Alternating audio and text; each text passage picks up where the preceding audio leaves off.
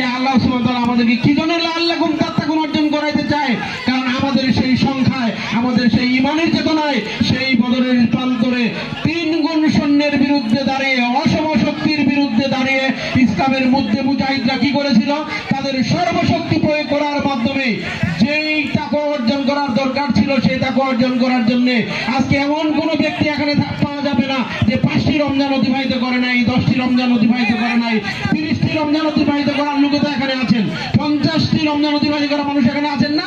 কিন্তু সুপ্রিয় উপস্থিতি, দেখেন আল্লাহ সুবহানাহু ওয়া তাআলা সাহাবী এবং আমাদের রমজান পাওয়ার মধ্যে পার্থক্যটা আমি শুধু আপনাদের সামনে তুলে ধরে কথা শেষ করতে চাই।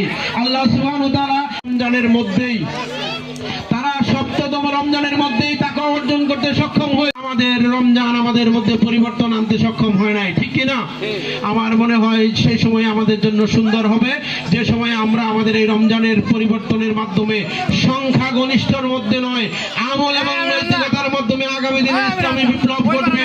সেই দিন, যেদিন আমাদের সমস্ত জনশক্তিরা, আমাদের এই মুসলিম উম্মাহ তাদের বিজয় রথি উড়ানোর জন্য নিজের পরিবর্তনকে বেছে নেবেন। সেই পরিবর্তন যদি আমাদের মধ্যে আমরা তৈরি করতে পারি, আল্লাহ সুবহানাহু ওয়া তাআলা সেই তৌফিক দান করুক। আসসালামু রাষ্ট্রনীতির কথা বলে, সংসদের কথা বলে, তখন গেলে আলেমরা রাজনীতির মধ্যে